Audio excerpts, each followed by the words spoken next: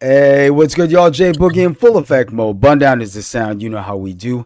And this is, of course, The Lounge Presents. We're live streaming right here on Twitch. And as with all our episodes, they will be streaming on Spotify on demand, post live stream.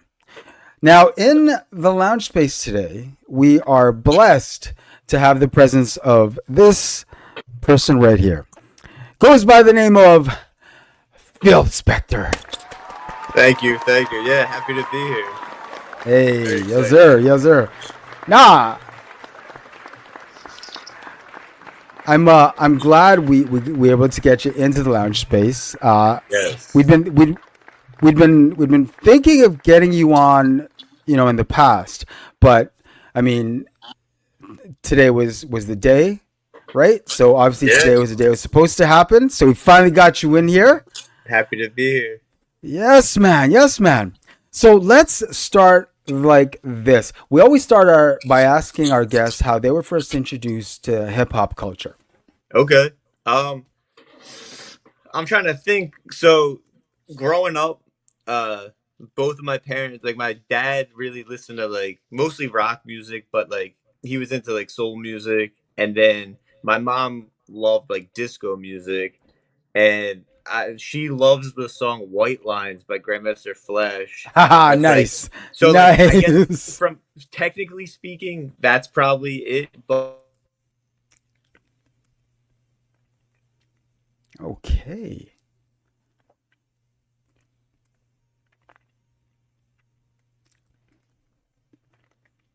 Just dealing with a little bit of lag here. can you Sometimes hear me happens. still? I can still hear you. We've Okay. got a little bit of lag. Oh, my bad. It's So not your bad, man. in Philly, there used to be like a public access music video show called Tunes Oh, dope. that used to come in on Saturday nights after ECW wrestling, and that was kind of Oh, like the nice. so like my mom's a nurse, so that was kind of the routine in my house.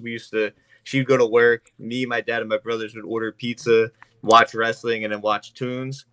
And like I vividly remember the video for "Body Moving" by Beastie Boys Okay. coming on there. So that's probably my first like memory. That was like around the time what their album "Hello Nasty" came out. I was like 8 or 9 years old, Yeah. and from that point, like they've been my favorite band ever since. Like favorite group in any genre. Yeah, well, that became obvious a little bit later. Yeah. I like that you bring up the cable access shows because for so many markets, cable access shows always seem to have an imprint in Yeah. local markets, right? This So I'm wasn't glad you even on brought that up. cable. This was on basic TV in Philly. Oh, damn. Okay. Yeah. So it was it Yeah. was it, it, it was coming right out of a local station. I forget the guy's name, but he used to go to like it was like a kind of like TRL almost. Like this Yeah, yeah. guy, the host would like go to nightclubs in Philly and ask people what videos they wanted to see, and like Okay.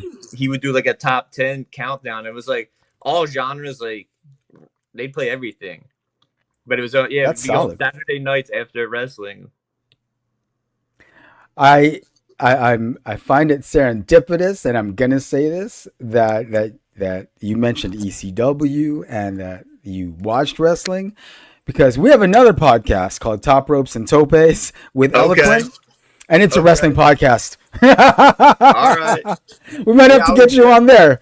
Yeah, me and my brothers were just at Monday Night Raw when they were just in Philly a couple weeks ago. Oh damn, okay. So Yeah, yeah. you're still very much, Oh yeah, yeah, paying attention. All for right, all right. sure. We might have to tap into that a little bit later. Just I a would little love bit. to. So Definitely. you grew up around disco, you grew up around rock, you grew up around soul. That that's what you were listening to as you were growing up. That's being played in the house. Hmm. So it really doesn't surprise me when you dropped the sounds of Philadelphia because obviously the influence was on 10. Yeah, I mean that's the idea. Yeah, I mean, growing up in Philly, like not only just like in my house, but like those like Philadelphia International records, like they're Oh everywhere. man. like they're everywhere in Philly. Like you go No block doubt. parties in the summer, like they're just it's always on the radio. Like, Oh and yeah. then also, uh, the same channel that used to play the music video show, used to show reruns of Soul Train, and like Hey. we didn't have cable when I was younger, and I used to watch that a lot, and Yeah. just like Soul Train. I've always found myself uh interested in like gravitating to even before I played music, like more bass heavy music, Hmm. Hmm. like even like the rock music that I like, it would be like stuff where it was like you could hear the bass lines, you could hear like more Yeah. rhythm More rhythm focus. section. Yeah. Yeah. Yeah. I hear that. Yeah. So yeah, that's like, and then when I got into making beats, like I've toyed around with the idea of going through like the whole discography of Philly International for a while, Yeah. and then like Dilla has that like that beat tape where it's like mostly Motown samples. Yep. He's from Detroit, and I was like, all right, like let me see what I can do. And then I just started going through the discography, trying to make at least like one beat per album, just like make Mm. my way through it. And yeah, Volume 4 just came out last week.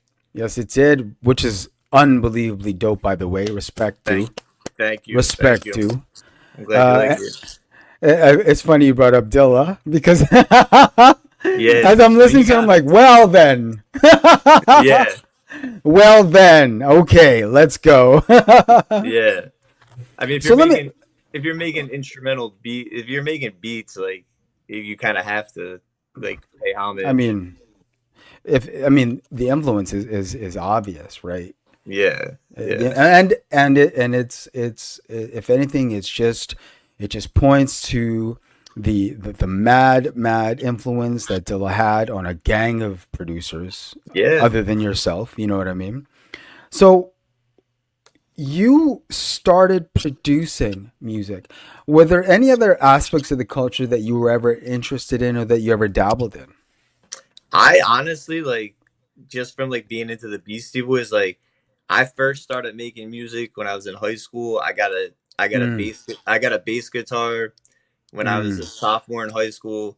One of my friends got a drum set. Another friend already had a guitar, and like within Hey, like there's your rhythm section right there. 4 days, we were like a hardcore band. Like none of us knew how to play, but like, Yeah. and we kind of started off from there, and then like just trying to learn how to play. Like we would go back and forth between like playing like Minor Threat covers, and then trying to learn how to play like the drum and bass parts from like a Cypress Hill or Dr. Dre song. Yeah, yeah, yeah. And Okay. then Okay. yeah, and then I got in when I got into college. Um, I just overheard a kid in the class talking about how he made beats, and I was always interested, but I didn't know anybody who did it. I didn't know how to do it.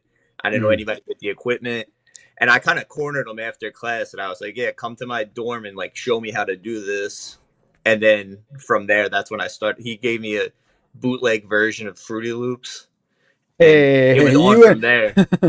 that definitely will do it. Yeah, Bootlegs of Fruity Loops. I think a lot of people are familiar with that. I feel like that's how everybody gets started. I mean, it was Right? the Right? easiest version. It was the easiest version of bootleg. Yep. And it really helped when you found out that Ninth Yep. was using FL, right? You're like, oh well, damn, It okay, well, legitimized it. Yeah. totally legitimized it. Yeah, for real. Let me Yeah. ask you this: as you were coming up, and as I mean, the music influence is obvious, right? With what was being played at the home, but as you were getting into hip hop yourself, you know, Beastie Boys notwithstanding, what were the folks around you, were the homies, were they also at the same time as you starting to delve into the culture as well, or were you kind of the odd person out? That like all my friends, we kind of came like it was always both. Like it was always like Mm, we always liked like punk bands and yeah. like classic rock stuff, and then like we always liked rap music. Like there used to be a radio station in Philly that used to kind of play both, depending on what time of day you listen to it. Okay. Okay. Okay. Um, and yeah, like we were always like that into it. Like when I guess late grade school, early high school was like, I mean that was like prime like state property with Right. Rockefeller. Like Yeah. Yeah. it was just in Philly. Like Yeah. Just heard it all the time, and then you know, being into the Beastie Boys and hearing them reference other people, and then like you get into high school, Wu Tang Clan, go and then just doing your homework and studying Yeah. like all the other artists, a lot of '90s style stuff Yeah. was really big around like me and my friends. Okay. Okay. Do you remember the first record you actually purchased, whether it was a CD or a cassette or vinyl?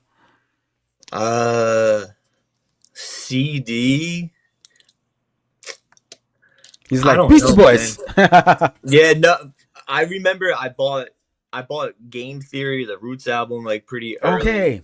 in Okay. my. Okay. Okay. I remember like vividly that my friend, the kid on my street, his dad had a video store that also sold CDs, and Mm, he had Get Rich or Die Trying like a couple okay. weeks before it came out, and I remember being at his house like with a blank CD, being like, "You burned me this before it Right. comes Right. out. Like Right. I need this today." Right. You know, the beats on that record hold up pretty well. Yeah, and there's They some really killer do. joints on there.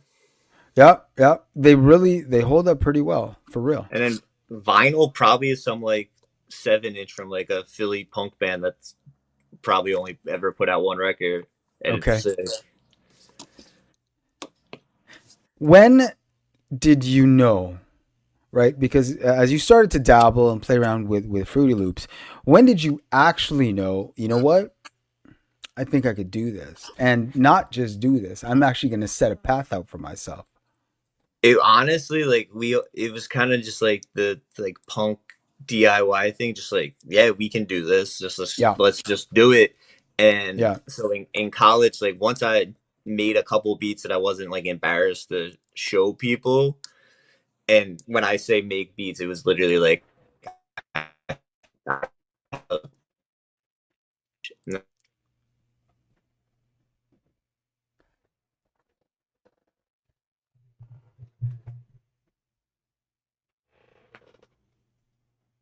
Just a little bit of lag. oops, That's my just a back. little bit of lag. No, it's just the internet. Yeah, all right. Um, Yeah. so yeah, once I like figured out I could loop stuff, I just started sending it to two of my friends, and like Right.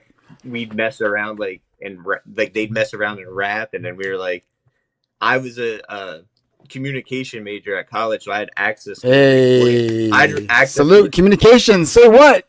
yeah. So I had access to I had access to a studio in school. So we are like, yeah, let's just go record and see what we could come up with.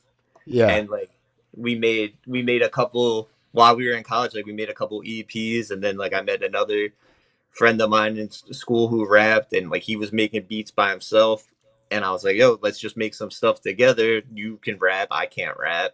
We both make beats, like, and kind of just go from there. And then after college, like everybody got busy, and I didn't really know that there was like a scene for instrumental hip hop. Like Mm. I was aware of like Pete Rock's Pete instrumentals. I was Peace aware of like instrumentals. Yeah. Dilla, the Ninth Wonder stuff, Madlib, Yeah. but like I didn't know like anybody else was doing it. Right.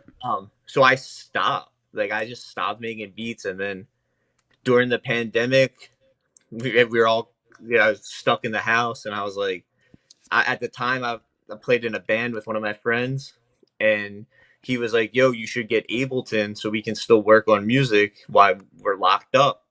Right. And so I got it, and I was looking at it. And I'm like, I feel like you can make beats on this too. And I went on YouTube and I found the tutorial of somebody making 93 till infinity, like step by step in Ableton. And I just watched the video and would pause it and follow along and try to teach myself how to. That's how I learned how to make beats in Ableton, like that YouTube tutorial.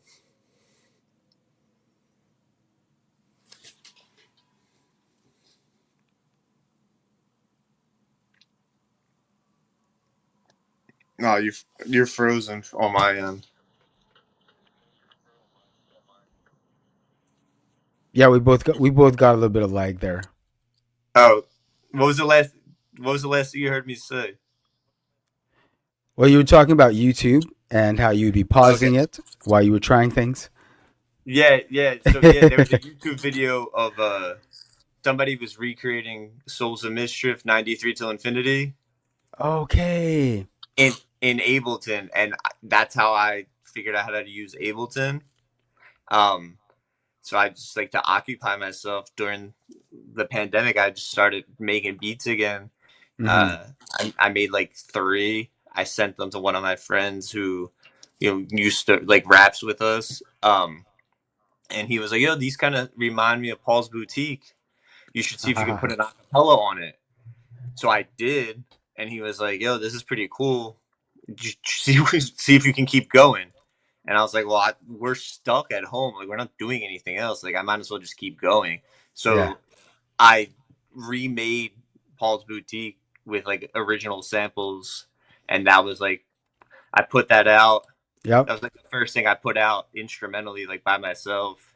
Yep. That was Before I fire, by started. the way. Oh, thank you. Yeah, Nah, for real. that was before stem separation. So that was a labor of love. Yeah, for sure. That was like I think I ended up using like 250 samples total, like on Damn. the whole project. Like it was fun though. Like that's it's one of my favorite all time records. So Just out of curiosity, do you know if by chance if any of them actually got to hear this? I tagged all of them. Yeah. I put it in like Reddit groups and stuff. Money Mark like liked it. Okay. There you Sick. So go. like maybe he He's a listened to beastie. it. He's a Uh beastie. yeah, he is. Yeah.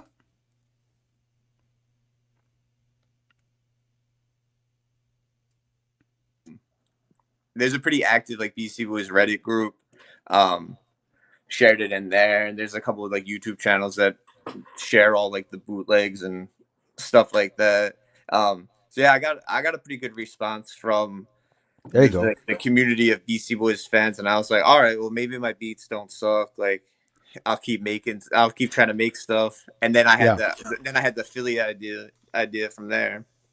Yeah. So let's. What was the genesis of the Philthadelphia series? I just was like, I don't know. I feel like I work well with like concepts. Like I need something to be like this is like the framework I'm working in because otherwise it's just a bunch of beats, which is cool. But then like after the fact, I I have get to that. go in and like tie it together to try to come up with something cohesive. So I was like, this is cool. Like I like flipping soul samples. There's a ton of records on here that I already know and own, and then there's a bunch of stuff I don't know that I'm sure sounds just as good as the stuff I do know. They just might not be hit Hmm. songs get played on the radio. Right. So Right. that's kind of how it started. I was like, let me try it, and I went on like Discogs. Went in chronological order. I was like, all right, these are the records. I'm gonna make one beat out of each of these, and then I had I don't know how many songs the first volume is, but and then I went and like people seemed to like it, and I kept going from there. I mean, it was all really like positive feedback from like the Flipabeatclub community. Really, kind of just encouraged me to keep going and Hmm. putting out more stuff. And we all kind of inspire each other in that community. Like it's not really competitive at all. It's not Right. like it's a different mindset, I think, than like Hmm. MCs. Really, like producers are more Yeah. open to like community building and Yep. uh I don't know. No, I agree with you on that completely. Yeah, So, the Sounds of Philadelphia, you're on number 4 now, yeah, right? yeah. Is are you gonna keep this going until I I'm get definitely until you feel like you've let it all out? I'm definitely gonna keep going because there's records that There's a I lot of haven't records. touched Yeah. yet that I'm like there's some stuff in there. I know there's stuff in there. So yeah, I'm not gonna put a timeline on when I'm doing the next one. Like Right. this fourth one took a very long time to come out. Um, Mm. for a lot of different reasons. Like I was just kind of like in my head about it for a while. Like That's fair. it has to be better than the last one. Yeah, What can I do differently? I hear So then that. I got one of my friends to play bass on all the tracks, like Hmm. live. There's live bass guitar.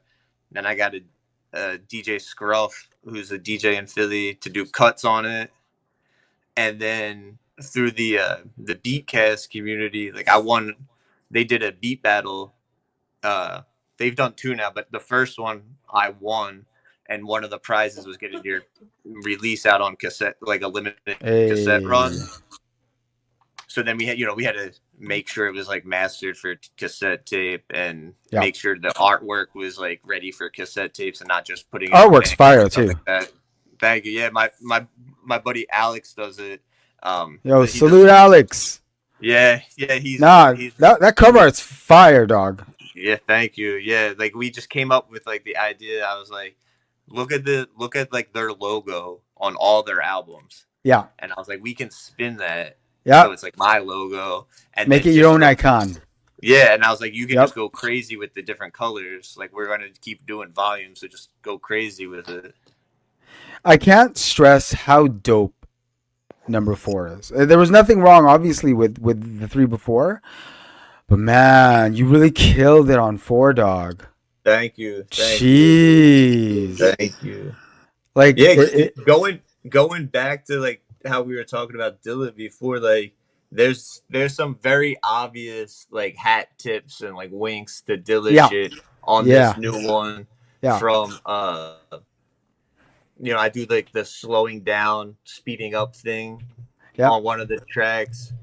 The one song is heavily inspired by I forget the name of the song on top of my head, but there's a Common song on like Water for Chocolate, and Ah, Dilla flipped the bass line from "Give It to Me, Baby" by Rick James, and like he pitched it down and chopped it like it's unrecognizable until yep, somebody points it out, and right. like I was like, yo, I gotta try to make a song like that that has a cool bass line intro.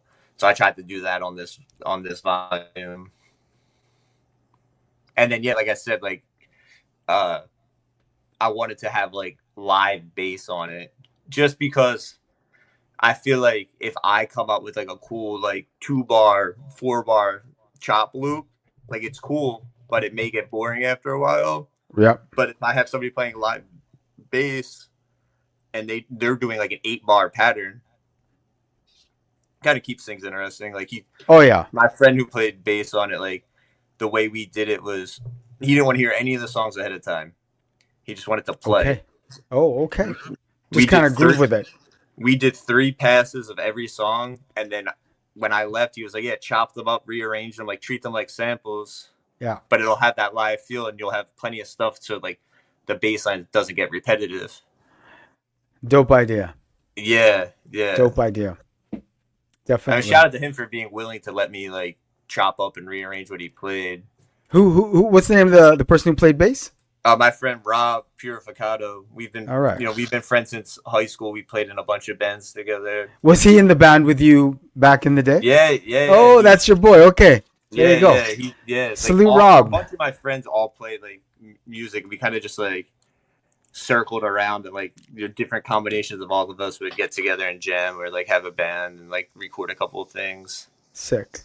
Yeah. That's dope. That's dope. I want to touch briefly on Flipabeatclub. I want you For sure. to tell us about Flipabeatclub. Yes. So shout out to Mons Rock, DiBiase, and 12 Wax. DiBiase, yes sir. So during the pandemic, uh, right before the pandemic in Sacramento, Mons Rock and DiBiase at 12's Wax, which is a record store out there, started Flipabeatclub just like their community. Yeah. And I just saw it online and I was like, oh, this is dope. Like, I wish we had something like this in Philly. And then their pandemic numbers went back up a little bit.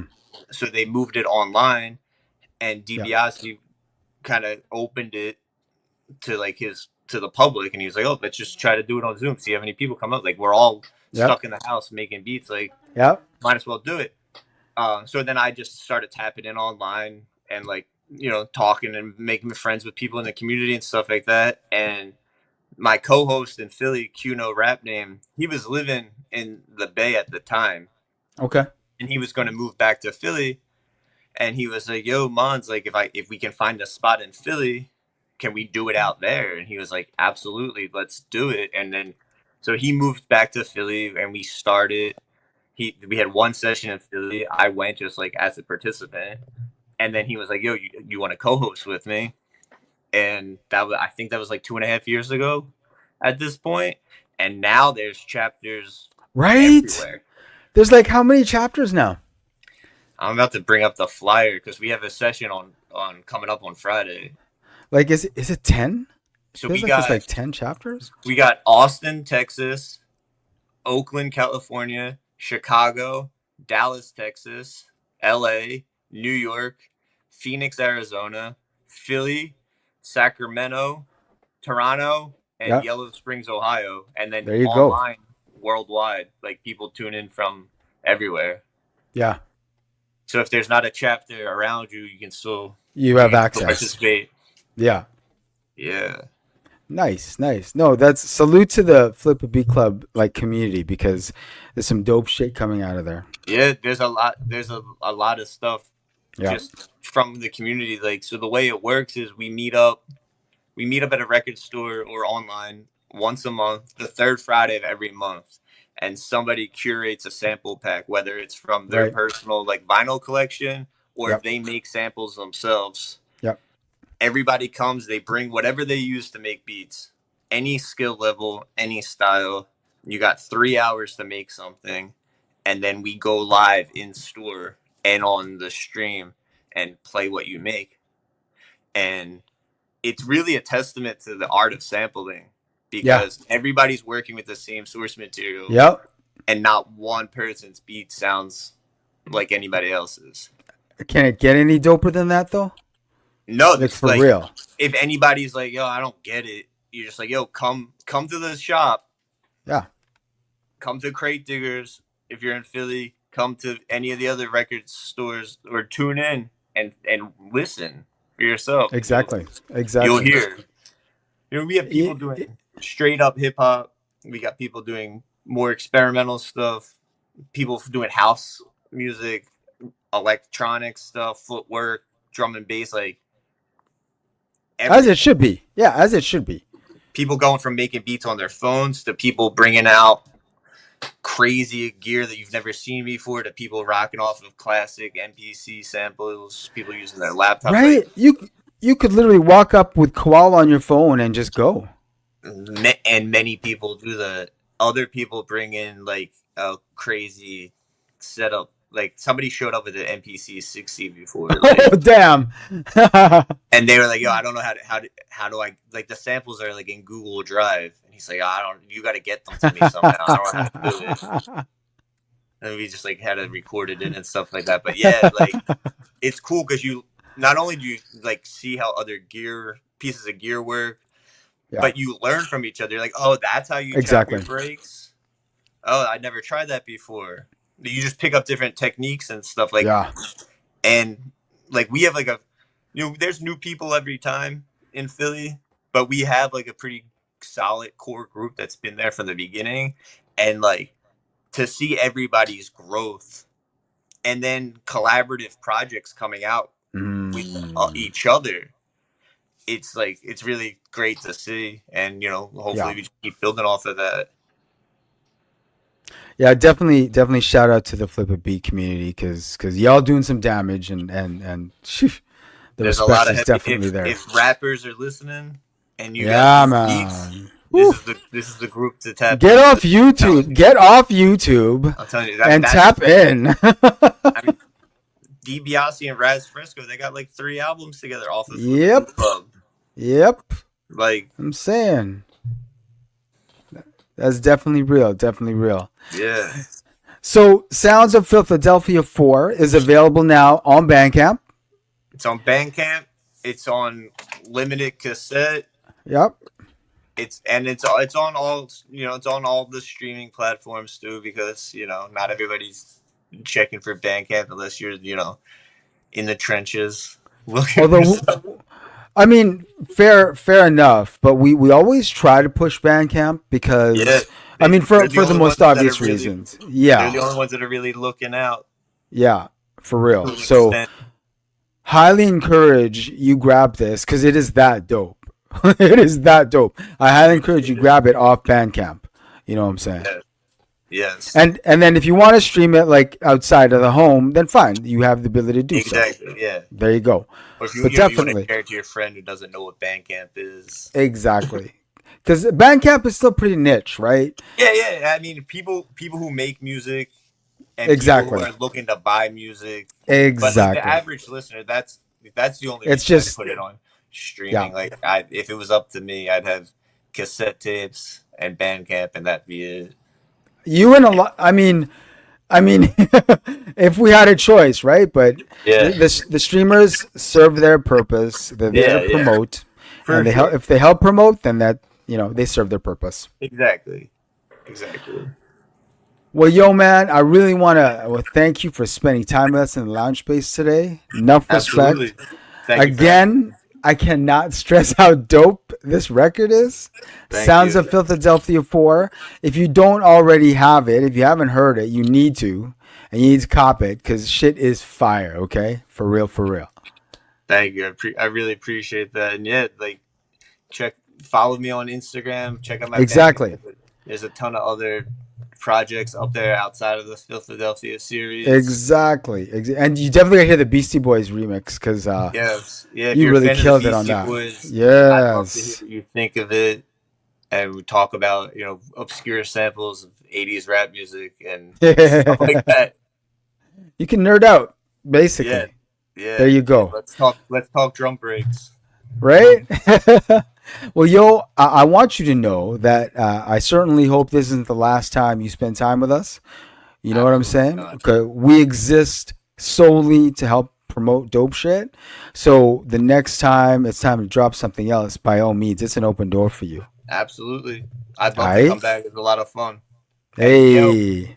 when you want to talk wrestling, Man, you know what? I think we'll get you on the wrestling pod. How about that? we'll get in there. We'll get Hell you on the yeah. wrestling pod. I think we could have a lot of fun on that one. Yeah, man. All right? All right, man. Respect. Peace. Thank you again.